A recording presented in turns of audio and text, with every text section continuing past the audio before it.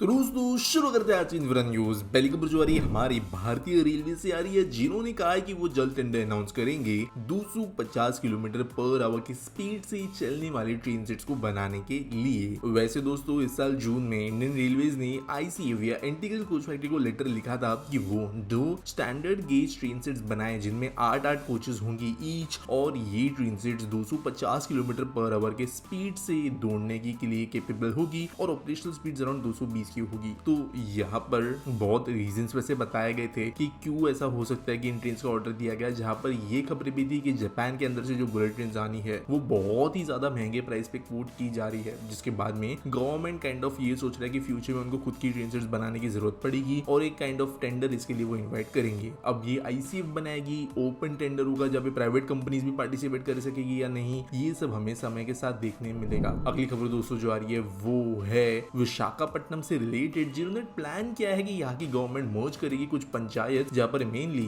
पद्मनाभम, आनंदपुरम और भीमिली, ये जो आसपास की कुछ ग्राम पंचायत है, इनको ग्रेटर विशाखापट्टनम म्युनिसिपल कॉर्पोरेशन के तौर पे मर्ज कर दिया जाएगा। अब इसका कारण ये है कि शहर बढ़ रहा है, शहर में इन्वेस्टमेंट्स आ रही है, इंडस्ट्रियल इनपुट बढ़ रहा है, इसकी वजह से रेसिडेंट्स भी बढ़ रहे हैं। फ्यूचर प्लानिंग के हिसाब से यहाँ पे बहुत जरूरी है कि एक सिंगल गवर्नमेंट अथॉरिटी के अंतर्गत काम हो, क्योंकि होता है ये फिर कोई प्रोजेक्ट जो है ग्राम पंचायत के अंदर के अलग नियम होते हैं, कोई प्रोजेक्ट बन रहा है वहाँ पे शहर के अलग नियम होते हैं, तो प्रोजेक्ट के लिए तो कंफ्यूजन होता ही है, लेकिन बहुत ज्यादा लॉस के अंदर गड़बड़ी होने की भी यहाँ पे चक्कर आ जाता है। तो इसके हिसाब से विशाखापट्टनम कई सारे ग्राम पंचायत को मर्ज करने के बारे में सोच रहा है। अगली खबर दोस्तों जो आ रही है वो है गलाथिया से रिलेटेड, जहाँ पर गलाथिया बे जो ग्रेट निकोबार आइलैंड के पास में आता है, वहाँ पर ट्रांसशिपमेंट पोर्ट बनाने के लिए काम ज्यादा तेज होना शुरू हो गया है। तो इनिशियल कॉस्ट 44,000 करोड़ की होगी। वैसे पूरा ग्रेट निकोबार का डेवलपमेंट जो है वो 75,000 करोड़ से ज्यादा का होने वाला है, और यहाँ पर एक स्पेशल पर्पस व्हीकल बनाया गया है, जहाँ पे 4 देश के जो मेजर पोर्ट्स है, Deen Dayal port authority, Jawaharlal Nehru port authority, Paradip port authority और VOC पोर्ट अथॉरिटी, ये मिलकर एक SPV बनाएंगे जो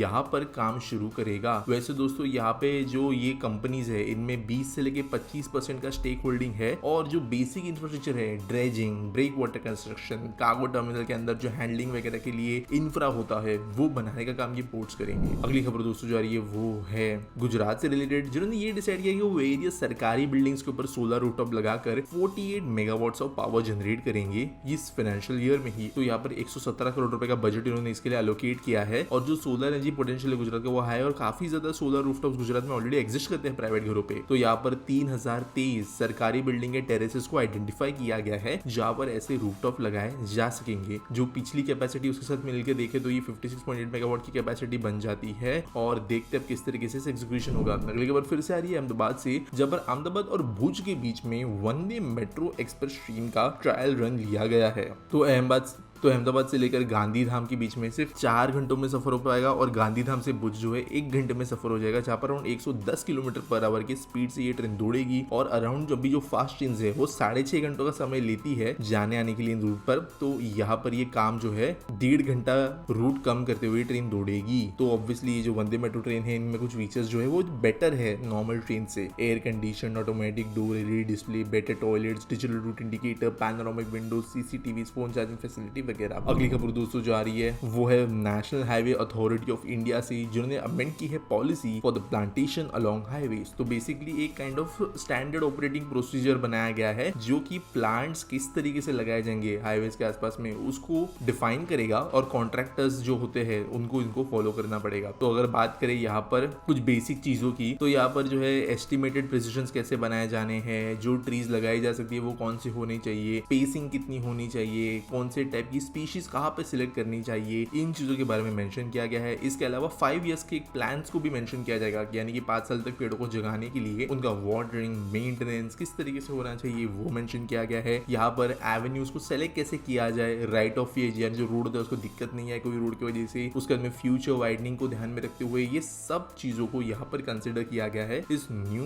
SOP के अंदर। अगली खबर दोस्तों ढुलेरा स्पेशल इन्वेस्टमेंट रीजन से, जो गुजरात में है, और इनके द्वारा रिपोर्ट ये दी गई गई है कि अराउंड 2 से 3 हजार करोड़ के इन्वेस्टमेंट्स ही एनुअली अभी फेच कर रहे हैं इन रियल्टी एसेट्स। तो अगर आप लोग थोड़ा रियल एस्टेट मार्केट वगैरह फॉलो करते हो तो आपको पता होगा ढोलेरा के अंदर धड़ाधड़ जमीनें जो है वो बेची जा रही है। तो अब भी बहुत ज्यादा इंडस्ट्रियल डेवलपमेंट न होने के बावजूद यहाँ पर काफी ज्यादा लोग जमीनें वगैरह खरीद रहे हैं। तो उसकी वजह से यहाँ पर जो रियल्टी इन्वेस्टमेंट वो आ रही है। ऑब्वियसली बड़ी बड़ी फैक्ट्रीज तो बनी रही है टाटा ग्रुप वगैरह के साथ। आज के आज पीटी सवाल के बारे में बात करें तो जयसूर्य पूछते हैं, don't you think chains should be remove from railways because they create unnecessary delay in schedule, if not why? पहली बात तो चेन पुलिंग की वजह से ट्रेन जो डिले होती है ना, ये घटना बहुत ही ज़्यादा लिमिटेड ज्योग्राफीज में इशू है। अगर आप कभी सदर्न इंडिया में ट्रेन लेते हो, सेंट्रल में भी लेते हो या एकदम एक्सट्रीम नॉर्थ की साइड में भी ट्रेन लेते हो तो ना ये चेन पुलिंग की घटना इतनी होती नहीं है। कुछ पॉकेट्स है देश के अंदर के जहाँ पर चेन पुलिंग को बहुत ही ज़्यादा कैजुअल तरीके से लिया जाता है। इनफैक्ट मैंने भी रिसेंटली एक ऐसे रूट पे जर्नी की थी जहाँ पर एक पर्टिकुलर रीजन के बाद में जो है चेन पुलिंग बहुत कॉमन हो जाती है। हर 2-3 घंटे में कहीं ना कहीं भी चेन पुलिंग होना शुरू हो जाती है। तो यहाँ पे पहली बात, रेलवे कुछ जोन्स की वजह से जो है बाकी सारे जोन्स के अंदर एक सेफ्टी का जो फीचर है वो निकाल नहीं सकता। दूसरी बात, चेन पुलिंग को बनाया ही गया एज अ सेफ्टी फीचर, उसको हटाना जो है वो बहुत ज्यादा बेकार बात है। ये इस तरीके से कहना हो गया कि जो मुंबई में जैसे स्काई स्क्रैपर्स बनते हैं या कहीं पे बनते हैं तो वहां पर हर फ्लैट के अंदर एक फायर सप्रेशन सिस्टम होना भी जरूरी कर दिया गया है। अब लोग बोल सकते हैं कि ये सिस्टम्स होता है कि 20-30 साल कभी यूज में भी ना आए, होता है कि वहां पे जो पाइप्स होती है उनका खर्चा आता है, सीलिंग हाइट जो है वो थोड़ी कम हो जाती है वगैरह वगैरह, उनका मेंटेनेंस का खर्च आता है। लेकिन इसका मतलब ये नहीं है कि फिर सेफ्टी सिस्टम्स का इस्तेमाल ही नहीं किया जाए। फायर ट्रक्स भी जो होते हैं वो कभी कभार ही रुकते हैं, वो भी कभी कभार ही फायर बुझाने जाते हैं, ज्यादातर वो अपने पार्किंग में ही रहते हैं फायर स्टेशन के पास। तो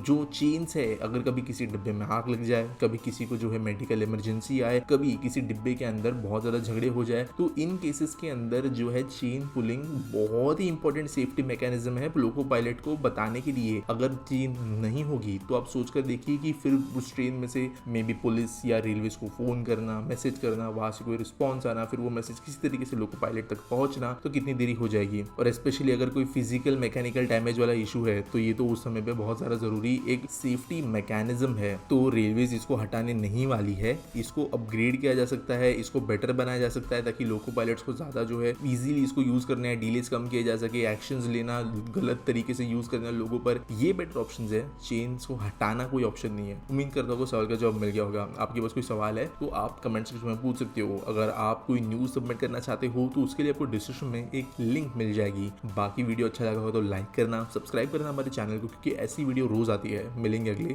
वीडियो में।